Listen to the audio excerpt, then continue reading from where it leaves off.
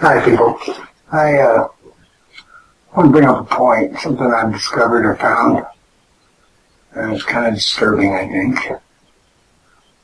Well, I'll just go ahead and get right into it. I picked up a book at garage sale here a while back. Prodigal Genius, Lightning Times of Nikola Tesla. It was written in 1944 by Mr. John O'Neill, and it's a very good book. It explains Tesla's life, a lot of his theories. It goes through literally beginning to end, everything that Tesla found, the things that happened to him, he discovered, and a little bit of the after effects once he passed away, and the cover-up and the hidden knowledge that he retained has been put aside and locked away. I don't know how to explain it. Anyhow, you go through the book and you read along, and it's a good book. It holds your interest, and you're spellbound in lots of places, but you get to a certain point towards the end of the book.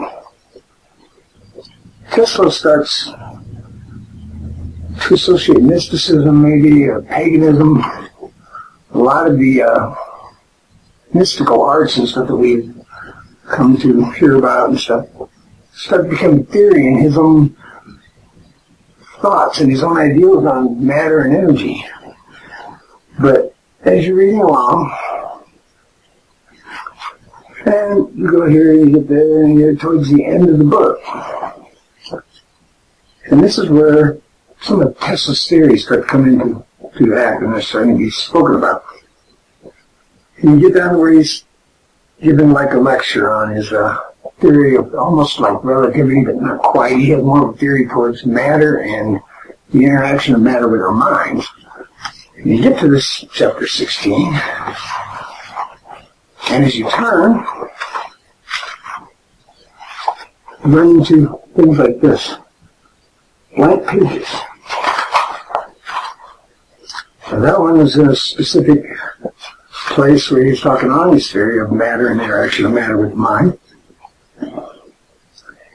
And then he talks about prana, life-giving creative force, and how we control it, and how literally what we think is what we create. And you're reading along, and boom, 2 more blank pages. They fall directly in the place where it was just getting interesting, and you really want to kind of understand what he's saying, and then you get to a part where he talks about amplifying creative forces with your mind and being able to actually materialize and whatever, create your own reality, and you're reading along. And it gets really interesting, and then it doesn't. And that one picks up 2 pages, and then he's still in the same chapter, and he talks about how we are made up, the matter and energy within our bodies, and how it's designed and how we can change it.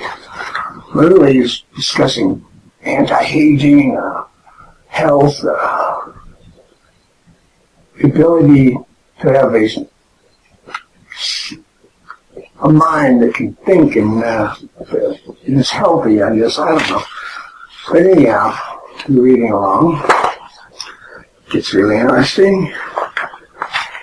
And boom, more blank pages. And you can almost say, well, that could be a printer's mistake or something, but so far that's 8 in this book. 8 blank pages that make no sense to me. Fall right into specific area that I think somebody was trying to hide. Somebody doesn't want us to see it. And then you go along, he's talking about souls and the other side, heaven as far as we know it, and the communication between them and everything. And you're reading along, of course. And boom. More blank pages. Then we get to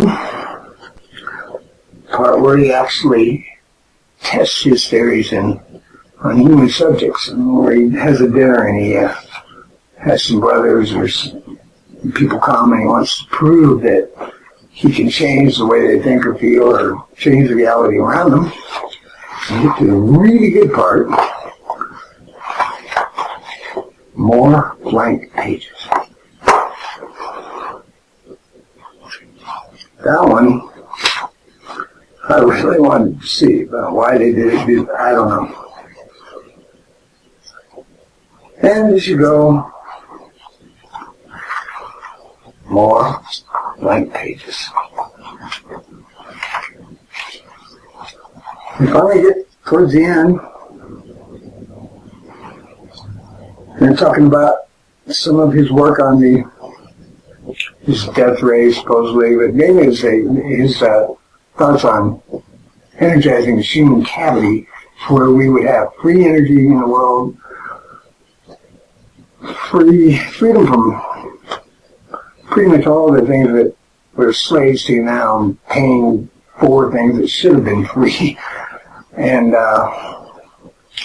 he was worried about people taking advantage of how that function worked on our minds, and it would change the way we thought. It would change the way we saw things. It would change our perceptions towards things around us. And it became a great concern. And as you read along, of course, more blank pages. Now, I don't know what this means. There's over 20 total, 22 or something like that. And I know Tesla was a great, great man, a genius. He had left out certain things in his life, like his ability to love and stuff. It was still there. Even though he loved a dove, a pigeon, I guess. He did understand it, but he had segregated himself from it to the extent that he didn't feel it like people that are more based in this world do. But a lot of where they cut out this stuff is where it gets into a mystical side of life and our ability to absolutely change the world we live in just by the way we think. That we create it with our minds. And by the pure fact our minds are being led by other sources that probably are not designed in our best interest. That is why the world is the way it is right now. And this, I see as possibly a conspiracy, a cover-up, not wanting the knowledge that we can change what's around us to be out there. It has to be hidden. Somebody has something against us learning these things, I guess. I don't know.